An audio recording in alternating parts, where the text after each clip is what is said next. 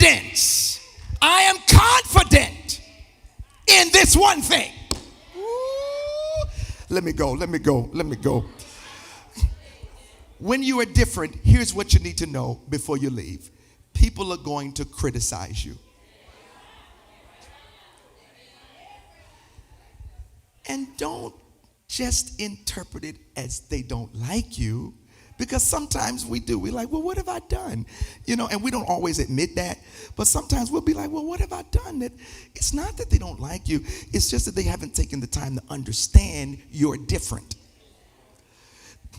And because they don't understand it, it's hard for them to appreciate it. Are you hearing what I'm saying? It's not always that they are out to get you or that they're a hater. It's just that they're not clear on who you are and what you bring to the table. Ooh. Are you in the house? Look at somebody and tell them, I'm different. Yeah, I'm a different breed. I'm a different kind. I can't be manipulated. I can't be stopped. I can't fit into your mold. I cannot exist in the boundaries that you set or in the expectations you have. And I refuse to be relegated to your small definition when I have a big purpose. But I know that criticism can be challenging because the world in which we live does not appreciate it. It is adopted that we have to be the same as somebody else. And if you do anything different, it's going to be despite the culture and not because of the culture. So this society says that it's okay to be a copycat, and that's what we see. We see it all over. We see it at work. We see it in church. We see preachers copying preachers. We hear singers copying singers to the point where sometimes you confuse them and you don't even know who's singing because everybody is copying. If you're going to be a copycat, make sure you copy the right cat.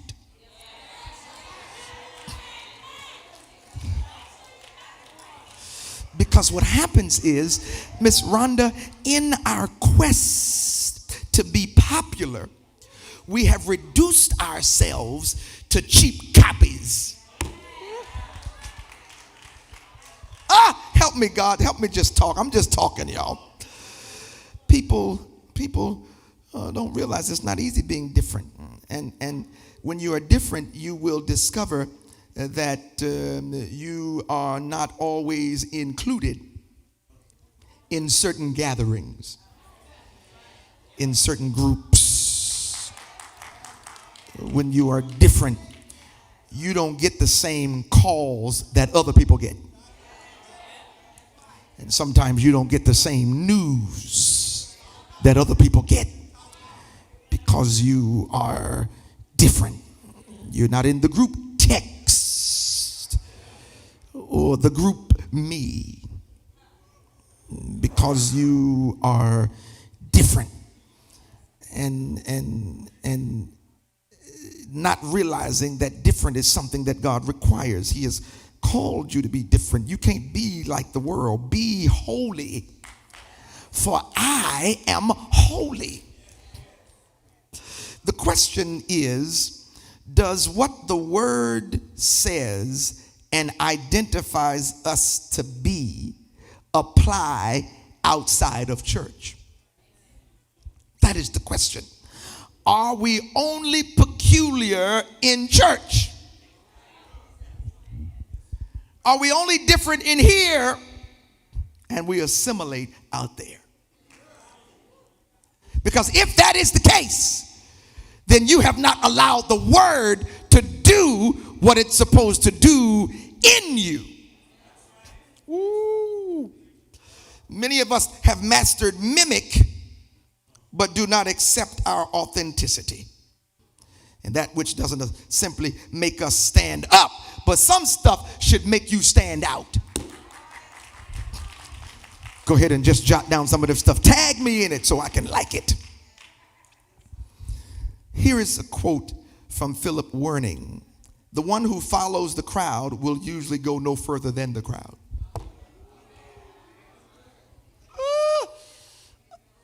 Are y'all still here? The one who follows the crowd ain't going no further than the crowd. Those who walk alone are likely to find themselves in places no one has ever been. Woo! God, help us in here. A few of us, Miss Dorothy, myself, my mom, a few of us went down to the T.D. Jakes Leadership Conference last year in Orlando, Florida, or whatever year it was, the year before last. And that year happened to be the year that he released his book, Disruptive Thinking. Disruptive thinking was everywhere. Banners, books, t-shirts, everywhere. Disruptive thinking. And immediately I was drawn in because, you know, I'm a disruptor. And so I was just pulled right in when I saw the word. Oh, what's that?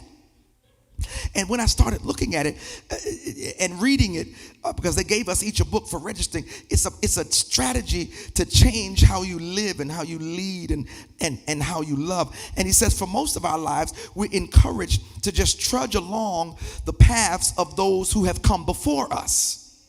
And we learn the rules and we stick by the rules we learn. Whether it's our family, our schools, our workplace, our churches. And most of the messages we receive tell us that following the rules will allow us to arrive at the life we desire. First Sunday, the Lord has already dropped my sermon in me for First Sunday because we had communion last First Sunday, and I heard through the grapevine that some people had a problem with how I conducted communion. And so I'm going to address it this coming First Sunday so that I can help you understand that Jesus never instituted communion to be ritualistic. Communion was about a relationship and becoming one with a crucified and risen Savior. It ain't how you do it. It's the spirit in which. It's the spirit in which you do it. He says you can't drink the cup of salvation and the cup of the devil at the same time. And if all you are concerned about are the rules, you will never enter into a full relationship. Who cares if we do it differently? Woo.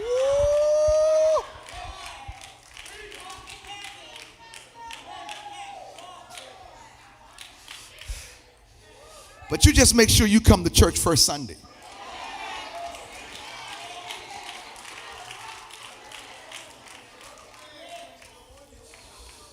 He says when change becomes not only desirable, but when change becomes necessary, the way that you have been doing things will no longer satisfy you.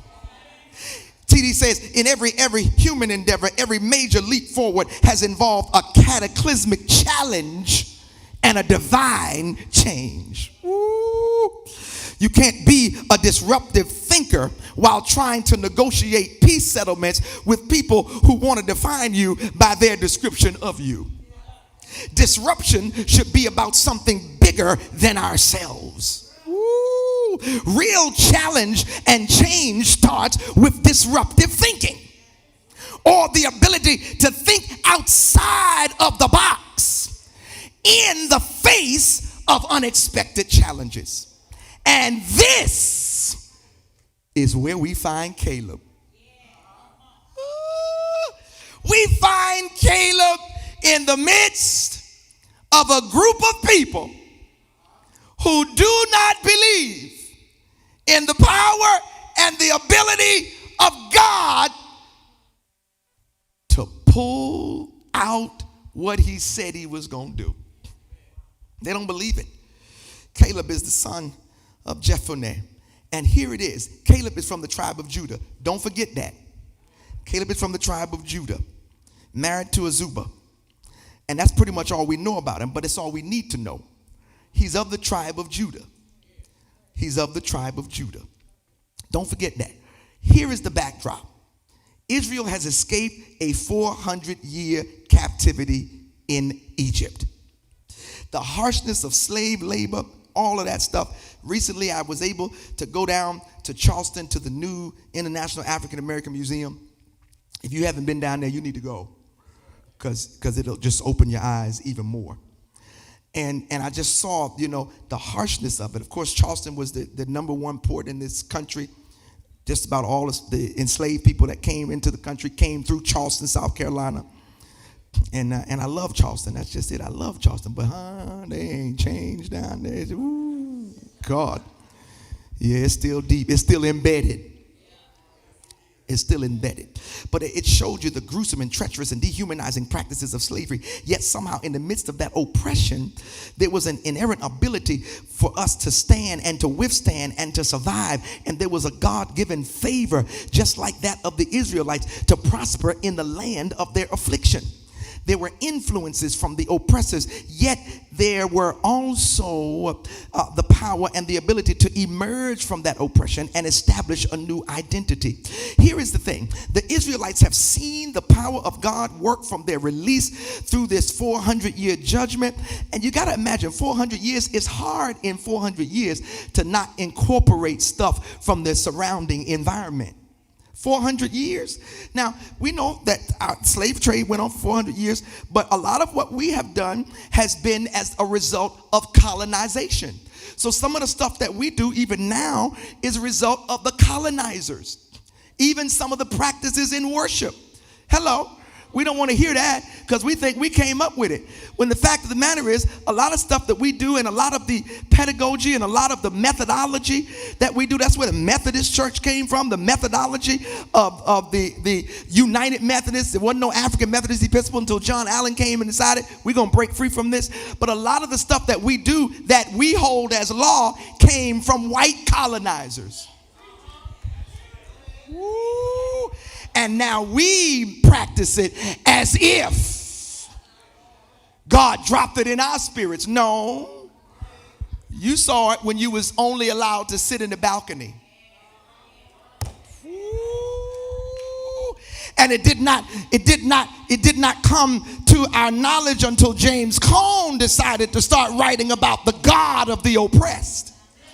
And that the God we served sided with the oppressed people and liberated them through truth. You shall know the truth.